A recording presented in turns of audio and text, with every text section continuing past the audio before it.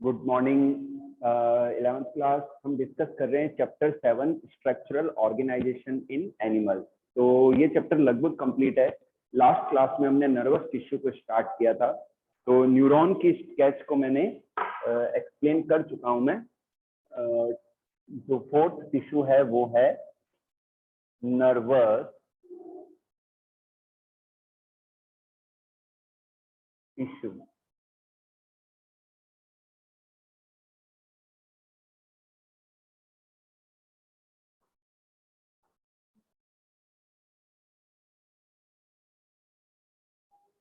Yes, अब कुछ terms मैं एक्सप्लेन कर देता हूं। Nerve fibre, nerve neuroglia, neuroglial cells, neuroglial cells, ependymal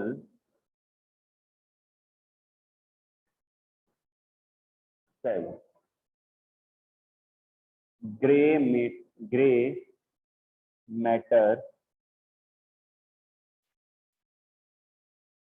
white matter.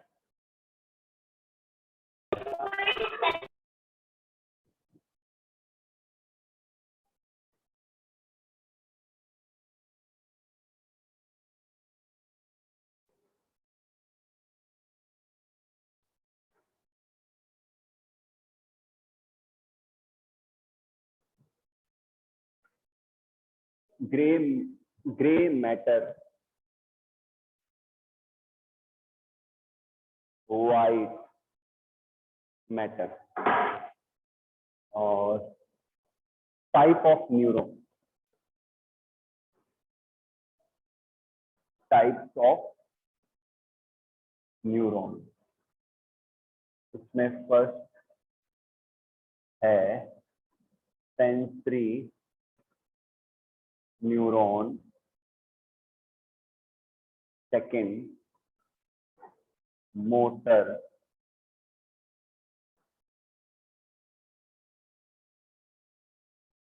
Neuron, and third connector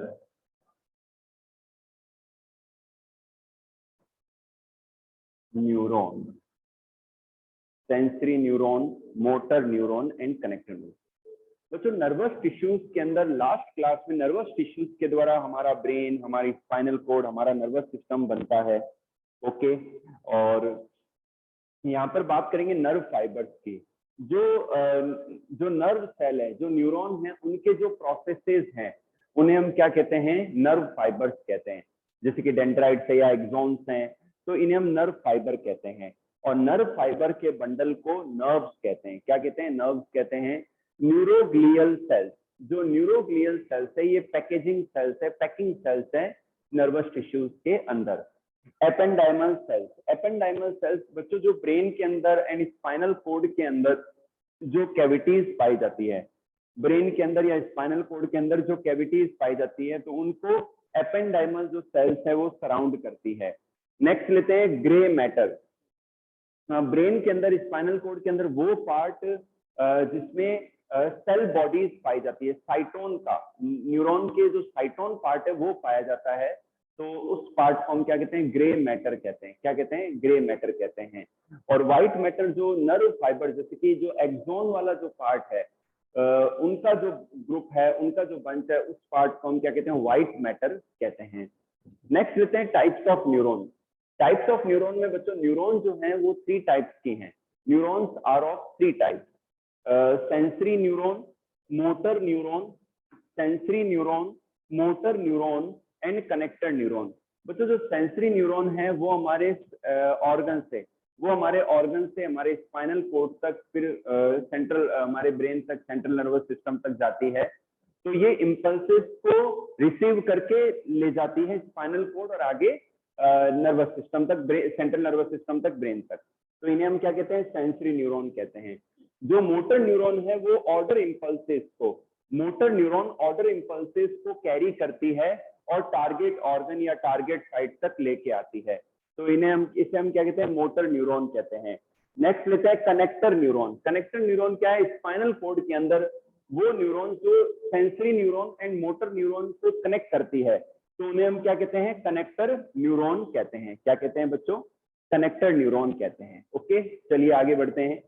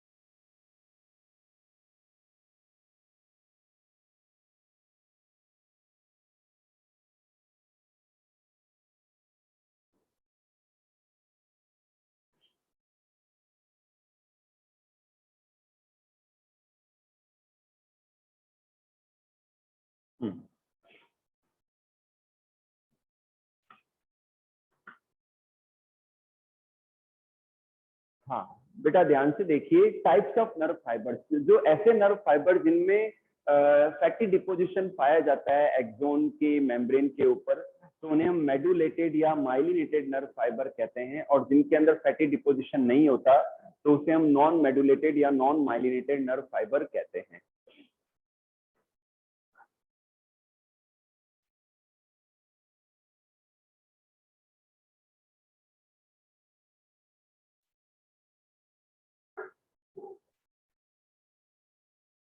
अब लेते हैं types of neuron, types of neuron on the basis of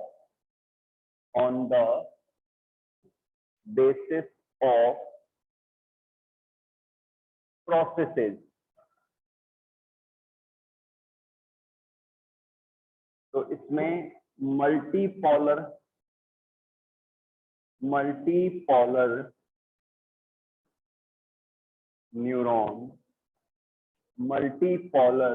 neuron, second bipolar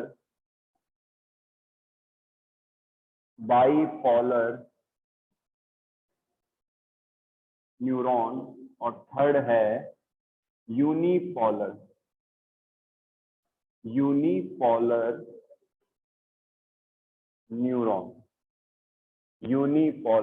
neuron. ध्यान से देखिए बच्चों, types of neuron on the basis of processes, multipolar neuron, bipolar neuron, unipolar neuron. Multipolar neuron क्या है, ऐसी न्यूरॉन जिसके द्वारा कई सारे प्रोसेसेस एमर्ज होते हैं, साइटोन से भी और एक्सोन का पार्ट तो है ही, तो उसे हम मल्टीपोलर न्यूरॉन कहते हैं। सेकंड लेते हैं बाइपोलर न्यूरॉन में सिर्फ दो ही प्रोसेसेस होते हैं, एक तरफ एक डेंड्राइट और दूसरी तरफ एक्सोन, तो इसे हम बाइपोलर न्यूरॉन कहते हैं। और यूनिपोलर न्यूरॉन में सिर्फ एक ही प्रोसेस निकलता है, फिर वो डिवाइड होके एक तरफ डेंड्राइट बना लेता है और एक तरफ जो है एक्सोन का पार्ट बना लेता है। मैं डायग्राम बना के बता दूं, जो हमने न्यूरॉन की स्केच समझी थी वो मल्टीपोलर है। बाइपोलर के अंदर जो न्यूरॉन है, मैं रफली स्केच बना रहा हूं इसका।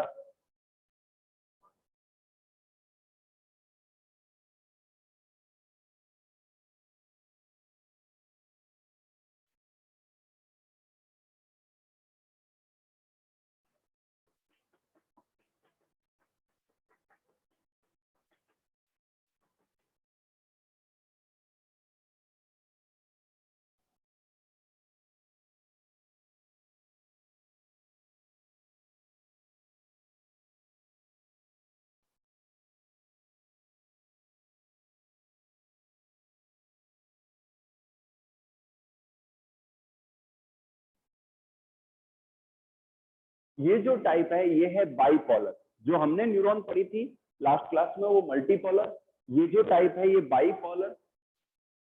बाइपोलर ये क्या है? बाइपोलर।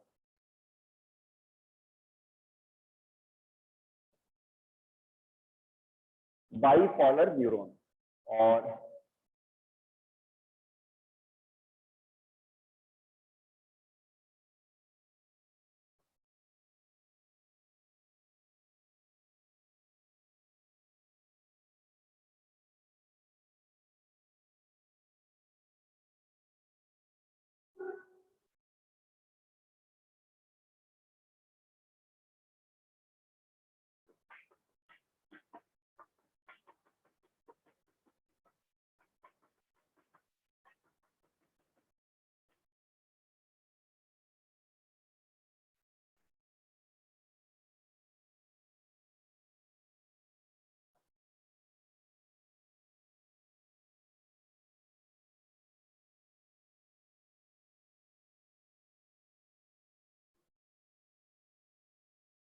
ये जो टाइप है ना बच्चों, जिसमें एक ही प्रोसेस निकल रहा है, तो जो डिवाइड होके एक तरफ डेंड्राइट बना रहा है, एक तरफ एक्सोन बना रहा है, तो इसे हम क्या कहते हैं? Unipolar. This one is unipolar. Okay, दोबारा रिपीट कर देता हूं बच्चों। मल्टीपोलर न्यूरॉन में कई सारे प्रोसेसेस एमर्ज होते हैं, तो इन्हें हम कहते हैं मल्टीपोलर न्यूरॉन। बाइपोलर न्यूरॉन में सिर्फ दो ही प्रोसेस होते हैं, एक तरफ डेंड्राइट और एक तरफ एक्सोन। यूनिपोलर में सिर्फ एक ही प्रोसेस एमर्ज होता है, जो कि डिवाइड होके एक तरफ डेंड्राइट बनाता है और एक तरफ एक्सोनल पार्ट बनाता है, तो इसे हम यूनिपोलर न्यूरॉन कहते हैं। ओके, चलिए आगे बढ़ते हैं।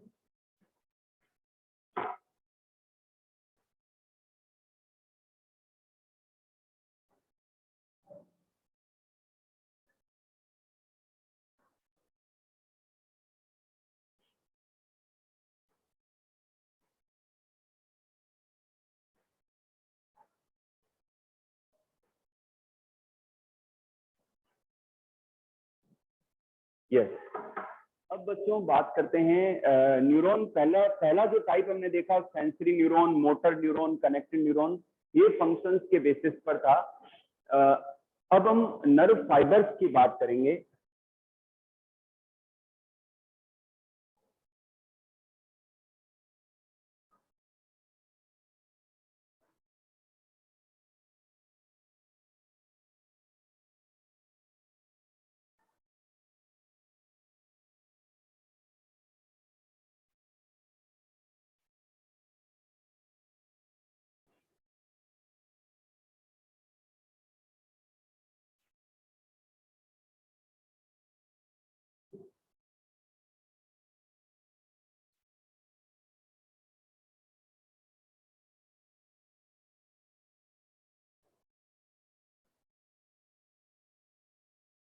हाँ बच्चों, नर्व फाइबर्स की अगर बात करें तो दो तरीके के पॉसिबल हैं। एक तो है सेंसरी नर्व फाइबर्स, जो इम्पल्सेस को कैरी करके सेंस ऑर्गन से ट्रेवल करवाते हैं स्पाइनल कोड तक और आगे सेंट्रल नर्वस सिस्टम तक। और मतलब स्पाइनल कोड भी सेंट्रल नर्वस सिस्टम का ही पार्ट है, आगे ब्रेन तक, ठीक है। और जो मोटर नर्व फाइबर्स हैं ये ऑर्डर इम्पल्सेस को ट्रेवल करके लाते हैं, ट्रेवल करवा के लाते हैं और टारगेट साइड तक इम्पल्सेस को सेंड करते हैं।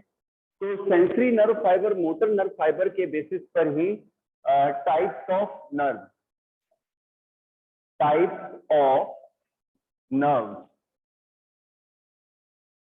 तो नर्व के जो टाइप है 3 टाइप्स के हैं।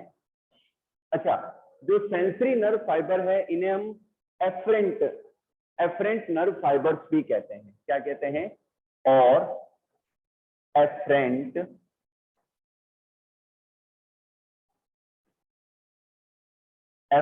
Nerve fibres. और जो मोटर नर्व फाइबर्स हैं इनका एक और टाइप है, वो है इफरेंट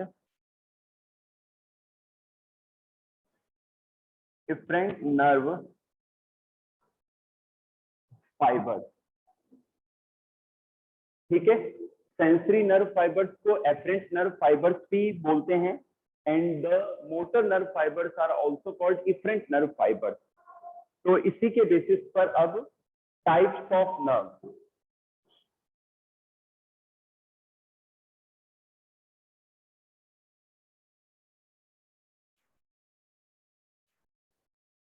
टाइप्स ऑफ नर्व्स में फर्स्ट है सेंसरी नर्व, सेकंड मोटर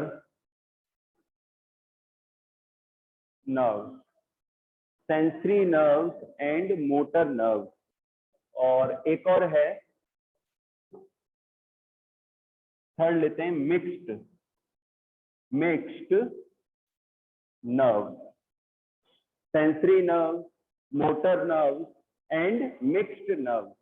जो सेंसरी नर्व्स हैं इनमें केवल सेंसरी नर्व फाइबर्स होते हैं, एफरेंट नर्व फाइबर्स होते हैं, वो इनको बनाते हैं। मोटर नर्व्स के अंदर मोटर नर्व फाइबर और इफरेंट नर्व फाइबर्स पाए जाते हैं।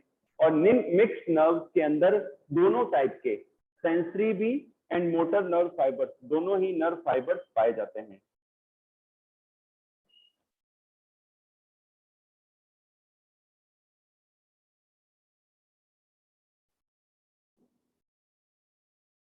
दोनों नर्व फाइबर्स पाए जाते हैं। सेंसरी नर्व्स में ओनली सेंसरी नर्व फाइबर्स पाए जाते हैं, मोटर नर्व्स में ओनली मोटर नर्व फाइबर्स पाए जाते हैं, एंड मिक्स्ड नर्व्स में सेंसरी एंड मोटर दोनों टाइप के नर्व फाइबर्स पाए जाते हैं।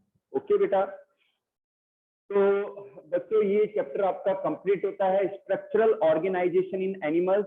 तो you should have revise this chapter from the note, from the NCERT text book. और ग्रे मैटर, मैंने आपको बताया कि जो ग्रे मैटर का पार्ट है उसमें सेल बॉडीज पाई जाती है न्यूरॉन्स की, और जो व्हाइट मैटर है उसके अंदर नर्व फाइबर्स पाए जाते हैं, वो बनाते हैं व्हाइट मैटर को।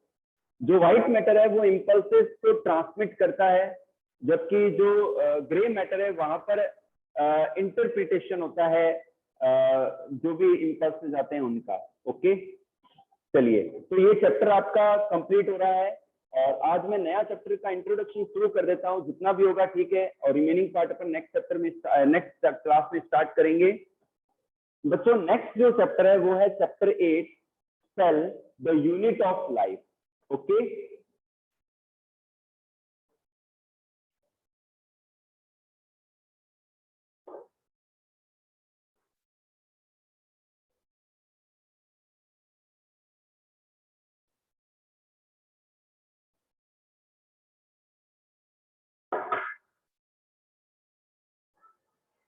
चैप्टर 8 है cell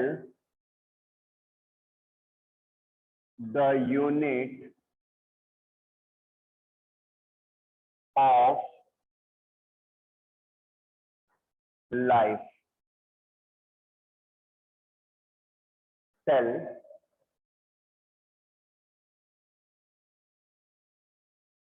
the unit of life. Cell the unit of life.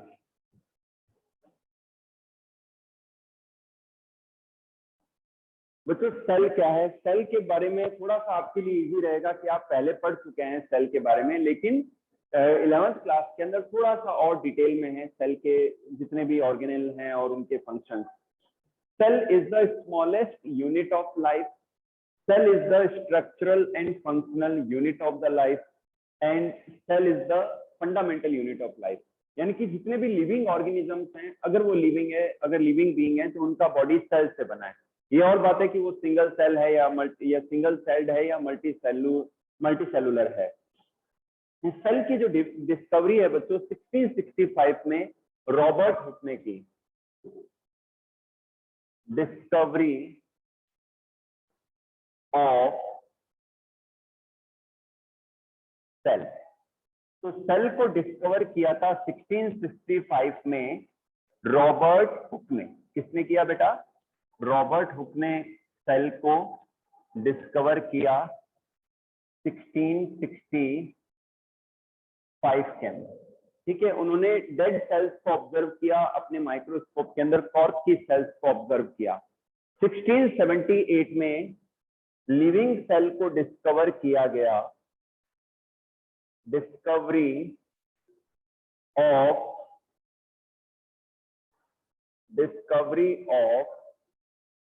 Living cells, discovery of living cells. Antony von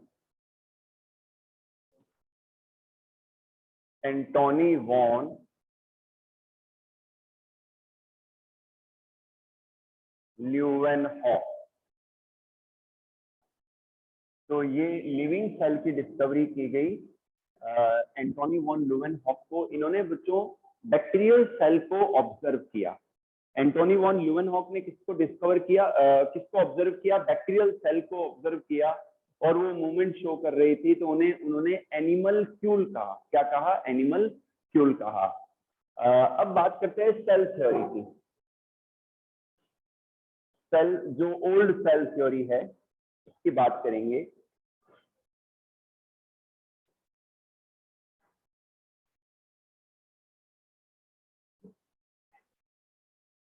In 1838, M.J.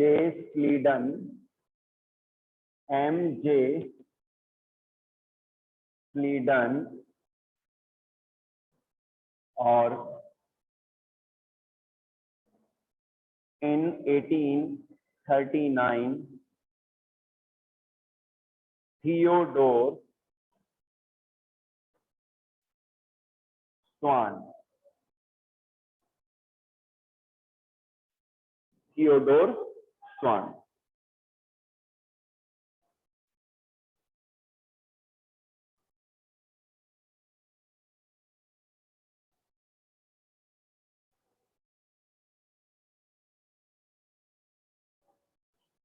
हाँ बच्चों ध्यान से देखिए, सेल थ्योरी इन 1838 में एक बॉटनिस्ट हुए जिनका नाम था M.J. स्लीडन। M.J. स्लीडन ने प्लांट्स के बारे में डिटेल स्टडी की और देखा कि प्लांट की जो बॉडी है वो सेल्स की बनी होती है, और इससे उन्होंने बताया कि हाँ भाई जो लिविंग ऑर्गेनिज्म है वो सेल के बने होते हैं। 1839 में एक जूलॉजिस्ट हुए जिनका नाम था थियोडोर स्वान।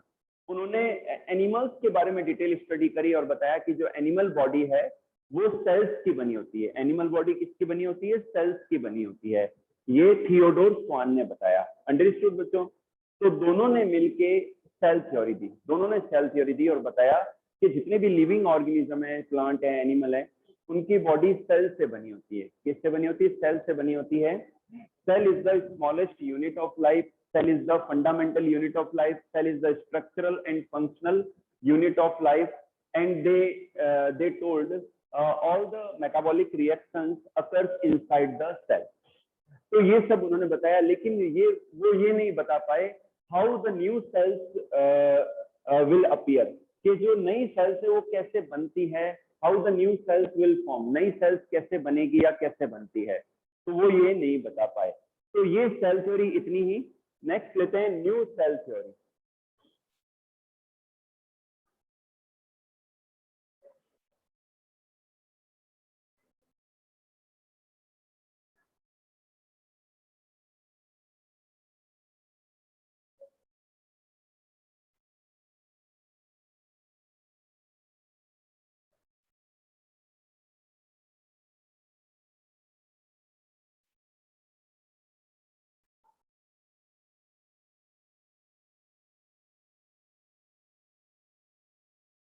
हाँ बच्चों, अराउंड 1855 या 1856 जो है नई सेल थ्योरी दी गई, and it was given by Rudolf Virchow. ये किसने दिया?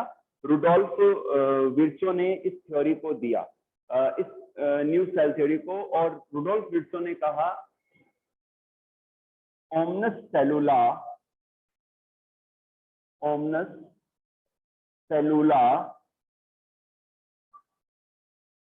ई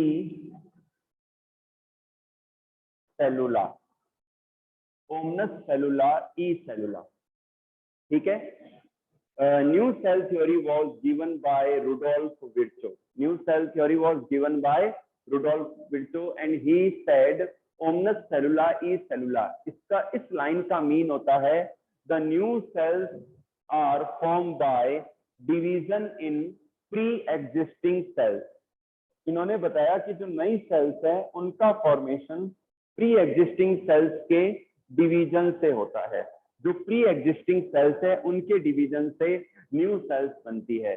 बाकी जो रिमेनिंग पॉइंट्स थे वो सेम थे जैसा कि पहले वाली सेल थ्योरी थी कि जो ऑर्गेनिजम्स की बॉडी है वो सेल से बनी होती है, जितनी भी रिएक्शंस हैं वो सेल के अंदर पाई जाती हैं, और cell is the fundamental structural and smallest unit of life. ठीक है, और एक लाइन और इन्होंने ऐड कर दी कि the new cells are form by the division of pre existing cells. तो ये सेल थ्योरी बिल्कुल सही है, बिल्कुल ठीक है ये, और ये आगे कंसिडर की गई।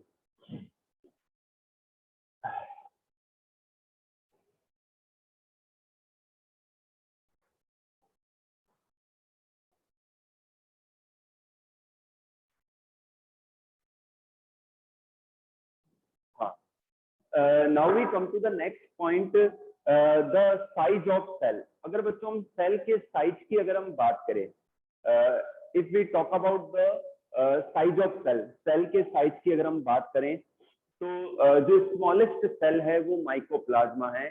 माइकोप्लाज्मा गैलेक्सिटिकम जो है सबसे स्मॉलेस्ट सेल है। ठीक है, और 0.1 माइक्रोन कुछ माइक्रोमीटर इनका जो साइज होता है।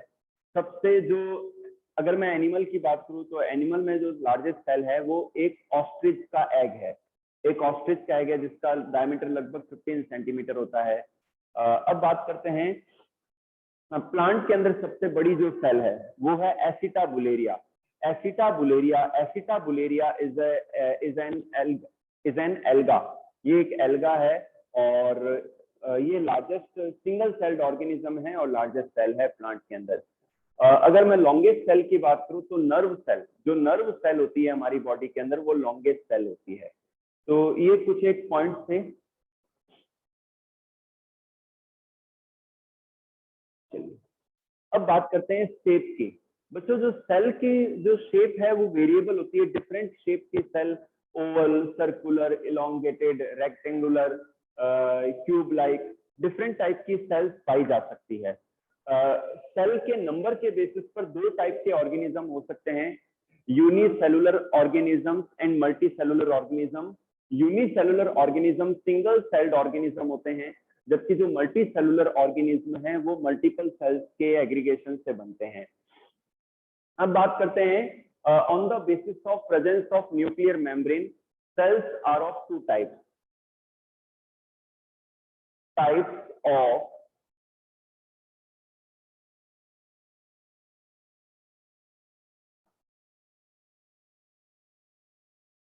Of cell. तो फर्स्ट है प्रोकैरियोटिक,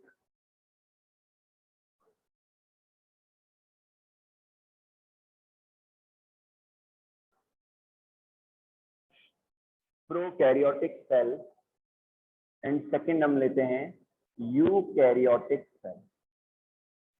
यूकैरियोटिक